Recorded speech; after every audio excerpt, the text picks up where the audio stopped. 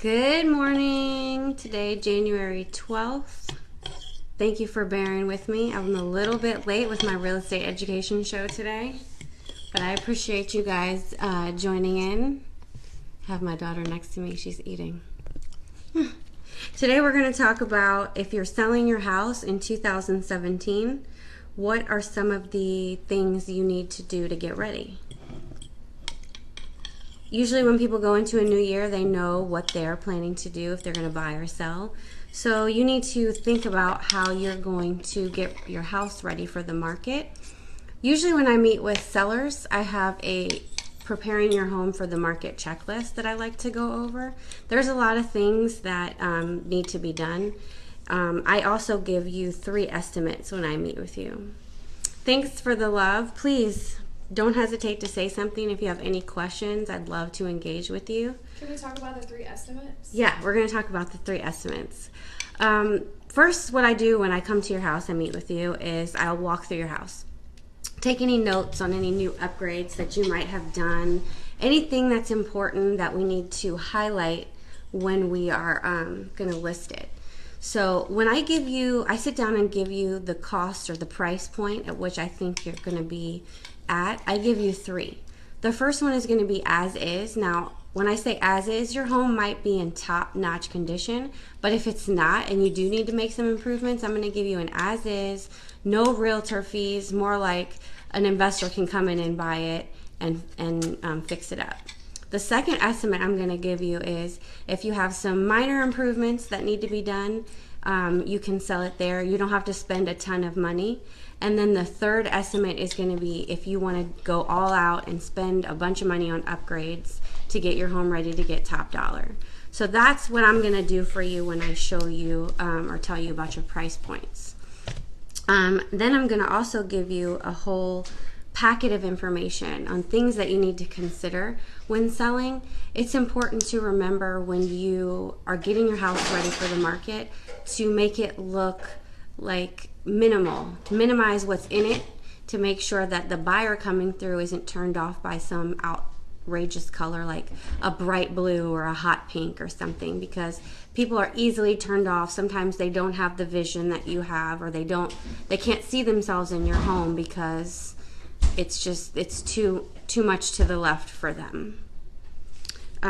Did you have any questions? I have a studio audience today. How many times would you say that buyers are more likely to go with the upper scale fixing versus just the outright sale? Well, honestly, a lot of buyers come through the house, they want it move-in ready.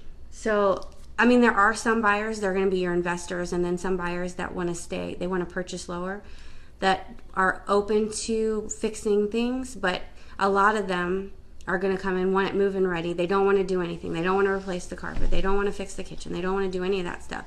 And when they do come to your house and it needs something, they're going to take a lot more money off than you want to take off the price, because you're looking to maximize the dollar. So first, I tell you to picture your house as if you're walking up to a model home. Think about things like the doorbell, the doormat. Does it have curb appeal? Are there nice bushes? Is it maintained? Things like that. Your window coverings treatment. Make sure that you have sunshine, sunlight. Make sure it's clean and tidy. Don't have 5,000 pictures of your family in the house. It's nice to have pictures, but again, you want to make sure that the buyer can visualize themselves in your home. And if you have all of your family stuff in there, they're gonna have a hard time doing that. That makes a lot of sense. I never thought about like the doormat and stuff. Yeah. But it's true. When I was looking for homes, I looked at the ones that were attractive on the outside first. Mm-hmm. If it wasn't attractive on the outside, I would skip it. Yeah. If you walk up to a house and it's ugly, and I've had a lot of people tell me that at the outside of the house, it's just like it's ugly. What do you do with that? But if you don't have any bushes, shrubs, trees, anything that's appealing, if your siding is falling off, I mean, that screams fixer-upper, which means screaming. You're going to have to come down on your price point. So it's definitely a good idea to spend a little bit of money and get the curb appeal up to par. Curb appeal, I would recommend walking through open houses to start off. Mm-hmm. I know it sounds funny because you're selling, even if you're not buying again, but walking through open houses, seeing how homes are staged. That's a good idea. watching HGTV, just a little bit, just so you can get an idea. You want to also, when you're walking through open houses, look for spacing, how they put the furniture in the room. Make sure it's open. A lot of people want it to be open. Houses are chopped up sometimes, the floor plan, and you can really put your furniture in there so it feels open and welcoming. That's a big deal. Don't have it cluttered. Always have it picked up, and just keep it light. Keep the furniture light. Keep the knickknacks light. Pictures minimal. That's the best idea. Interesting. I always tell people, it's hard because sometimes you have to take stuff out because you have so much in your house. You might have to get a storage to take some of it out, or just go through and do a big spring cleaning to prepare. Do you ever work with people where you, when you're selling homes or representing a buyer, that you can offer like cards for people who do lawn work or yard work or that kind of stuff? Yeah, definitely have people that I work with that do that type of work. So it's helpful to you. I can definitely make a referral if you're looking for a contractor to do something. I have those connections, and it's easy for me to get you with that person. Now, a lot of people, considering being a seller's market, or at least it has been, well, we have yet to see what it's going to do this year, may be considering for sale by owner. I highly recommend, even if you are considering that, to save on commission, speaking with 2 or 3 agents, because you really need to have a marketing plan in place, and it takes a lot. It may sound, you may be savvy in the whole process, and if you are, you at least need to see what's going on in your neighborhood, prices, how to price the house, what the whole process is like. It can be quite overwhelming, and if you don't have your plan in place, you can get overwhelmed real quick. Going back to inside the house, you want to make sure that your house has no odors. Make sure beds are made every day. Keep your window coverings open so you can have the sunshine in. Some of the low-cost things you can do are replacing fixtures. Let's see. Getting your carpets clean, doing some touch-up paint. That would really help freshening up your home when you're putting it on the market. If you don't want to spend a lot of money, the main things that are going to bring the money in are the kitchen and the bathrooms, and then obviously the space. The upgraded kitchen is a big deal. That's where people spend a lot of the time. So they want to have a nice upgraded kitchen, also a big bedroom, nice bathrooms, because you don't spend a lot of time in the bathroom, but you do want to have a nice bathroom. So those are the types of upgrades that are going to get you the money. You definitely need to fix anything that's broken, because again, anything that's broken is going to be a detractor, and it's going to bring the price down, and you're trying to maximize your money when you're selling your house. So you definitely need to make sure you have someone at least walk through with you and make those suggestions. When you do get under contract, a home inspector is going to come through and pick apart the house completely. So anything that you can do in advance and getting it ready is the best deal. 6 months out, it's a good time to start thinking about it and figuring out what your budget is, and just overall getting a plan together. Can I ask a question about the home inspection? Have you ever gone to a buyer or seller and went through the home inspection, and the home inspection report was very minimal, that they found nothing? Because recently I helped a friend look at some homes, and the home inspection report was like 60 pages of every little nitpick thing that they could possibly find wrong. Is that typical, or is that atypical? That is not typical, and I try to stay away from home inspectors that do that.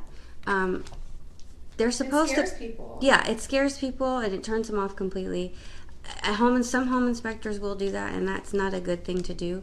They're supposed to pick apart what's wrong with the house and give you things to look at or watch in the future. There are going to be some things that are broken. There are going to be some things, like I had one home inspector say one time, make sure that the fire extinguishers are hardwired in the right place up to code. When a house is built, it should be built to code. That to me was just overkill. You need to look at what's wrong. Obviously, if you have a broken window, but you're also looking at defects in the house, and then you're going to ask for the defects. The goal is to purchase the house. Now, if you find something majorly wrong with it, obviously that's a huge red flag, and it's something to consider, and maybe get an additional expert or opinion in there. But the point is you are trying to buy the house and keep track of what may be wrong with it, maybe what you need to watch for in the future. Pay attention to the home inspector. They're there for you as the buyer, but you shouldn't be getting, if you're getting a home inspection report that's 60 pages long, that's a bit much. And you may want to reconsider the house or maybe the home inspector. Interesting.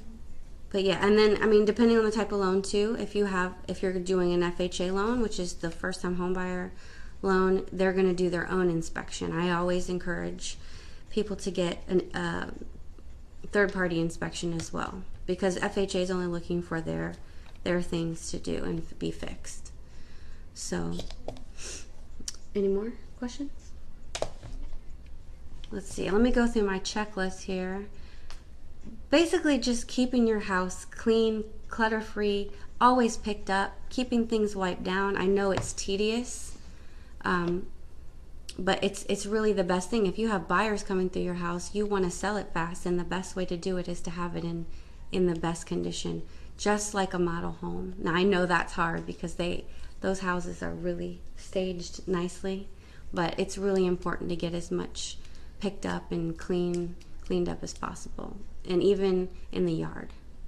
I think that's everything that I have for today. Let me just double check my notes here. I want to make sure I cover everything. Yeah, I think that's it. I mean, if you're looking to sell this year or buy this year, definitely let me know. If you know someone that may benefit from this information, please tag them. And you can get in contact with me on Facebook or give me a call or text at 571-436-5104. Thanks for watching.